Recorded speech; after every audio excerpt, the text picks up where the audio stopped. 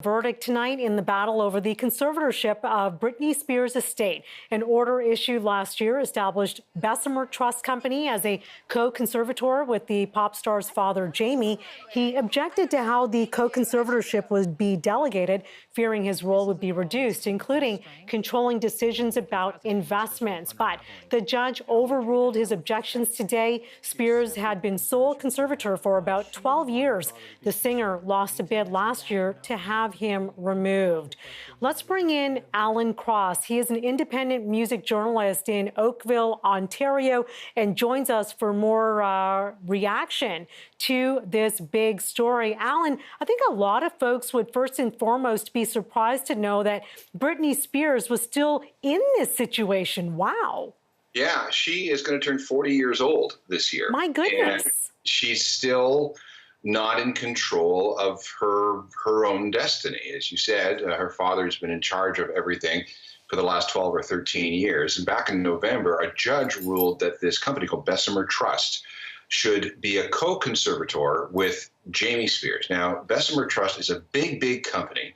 They manage estates and foundations and monies for families, about 2,500 families. They manage about $140 billion in assets. So this is something that they do professionally.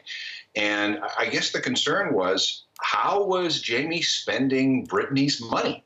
And then there was this concern, too, that she would not perform ever again. In other words, not generate any more income unless her father was no longer the sole conservator. Yeah, it's just astounding on so many levels. I mean, we're talking about a grown woman here, almost 40 years of age.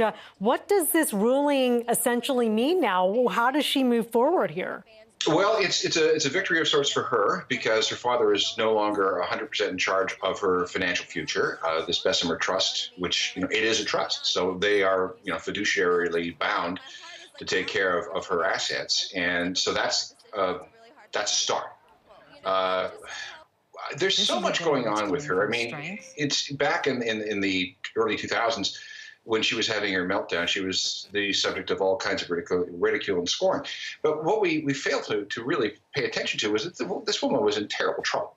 Yeah. She had a terrible mental situation, and as a result, she lost control of her own destiny. And that is still the case today. So we'll see where this goes, and we'll see what Jamie Spears' reaction is to this. Because he's not coming out very good in any of this. And that documentary that was out, Framing Britney Spears, has really reignited interest in this whole Free Britney campaign. Absolutely. It just begs the question, how many other child stars, right? She was a child when she got into the business. I think she started with Christina Aguilera and Justin Timberlake, right?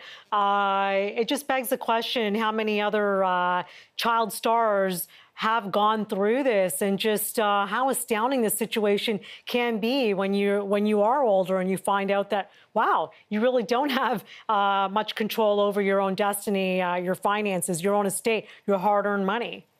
Yeah, she was a baby child star. Yeah. People remember her with Ed McMahon on Star Search, and then she went on to become a member of the Mickey Mouse Club, and then she got into the whole singing situation. So she's never really, and this is, does this sound a little bit like Michael Jackson? She never really had a childhood, never really was allowed to grow up like a normal person, and that's got to be really, really tough on her. And now that we have a controlling parent, and we've always heard about how her parents really, really, kept her under control. Where does this lead? Again, age 40. When does she become her own person? This is a first step. Yeah, there you go. Like you said, it is a bit of a victory for Ms. Spears. All right, fantastic information there. Alan Cross, independent music journalist in Oakville. Thank you, sir. You're welcome.